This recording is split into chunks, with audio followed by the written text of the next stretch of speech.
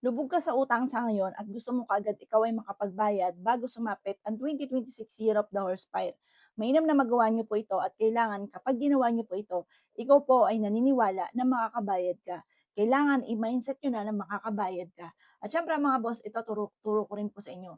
Kung marami kang utang at kinakabahan ka mga boss kung paano ka makakabayad, ipagpaubaya niyo sa itaas. Sabihin niyo, "Kayo na po ang bahala, alam ko may gagabayan niyo po ako, makakabayad po ako." Gano'n mainam mga bossing ko, kailangan positive ka.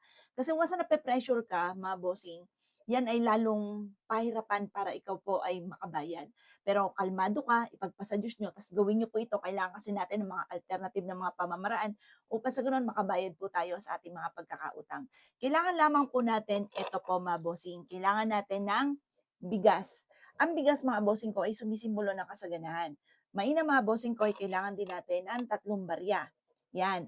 Ang barya naman mga bossing ko yung bilog, nag-a-attract po ito ng swerte, lalo na sa pera. At ang silver, nagtataboy ng malas. Lalagay lamang po natin siya dito mga bossing. Pagtapos mga boss, kailangan natin ng cinnamon. Kung meron kayong cinnamon na powder, mga 1 kutsara. Kapag wala ka naman powder, ganito lamang pwede na po siya mga bossing. Ilagay niyo lamang po siya dito, tapos mag-wish po kayo. Sabihin niyo po dito, ibulong niyo, "Makakabayad na ako sa lahat ng aking mga pagkakautang at kailanman ay hindi na ako mamomroblema sa pera." At pagkatapos po nito mga bossing ko, ito po ay dadalhin niyo kahit saan kayo magtungo.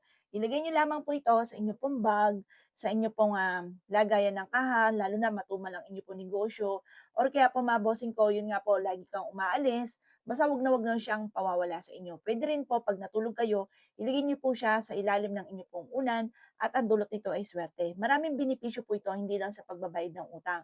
Kasi ang bigas sumisimbolo ng kasaganahan para lagi masagana ang inyong pong pamumuhay. Tapos mga bossing ko, ang cinnamon for love and for happiness.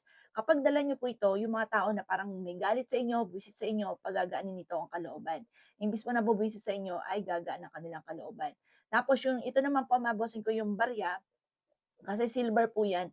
Ayaw po ng mga gumagamit ng kaliwa ng silver. Parang nasasaktan yung mata nila, ayaw nila yung mga gumagamit ng kaliwa. Mga bossing, kaya dapat may mga ganyan ka para meron kang proteksyon. Sa panahon ngayon mga bossing ko, bukod sa pagiging masipag at matiyaga, kasi hindi natin magiging basehan ang pagiging masipag at matiyaga para tayo ay yumaman. Dapat mga bossing ko, meron tayong mga alternative na mga pamamaraan kagaya po nitong aking tinutulong ito. Mapapansin niyo po, mas magiging magaan yung daloy ng swerte matapos niyo po itong gawin.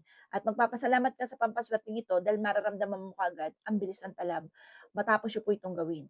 Kaya kapag meron kang ganito, tuwing umaga bago ka sumibat ng inyong tahanan, ikaw po ay maghuhukol ng panalangin, naggabayan po kayo at ugaliin ang pagsasabi ng, lalo na paglubog ko sa utang, makakabayad ako sa aking mga pagkakautang at magkakaroon ako ng maraming pera at hindi na ako muli mangungutang pa. Tingnan niyo po 'yan, may darating sa inyo mga bossing ko na hindi inaasahan na swerte na makakabayad ka sa inyong mga pagkakautang mga bossing. At siyempre gawin yung lesson po ito kapag po halimbawa, nalubog ka sa utang na wala namang kapararakan, gawin yung lesson na 'wag na maulit muli. Kung ano man po yung ginawa ninyo, halimbawa bumili ka ng mga bagay na hindi gano'n naman kaimportante, kaya ikaw ay namomroblema ngayon, 'wag niyo na uulitin po 'yun mga bossing. Hangga't, maiksi ang kumot, wala pang kakayahan, tiis-tiis muna para po hindi na muli pagdaanan pa kung ano man ang mga pagsubok na pinagdadaanan lalo na sa pera.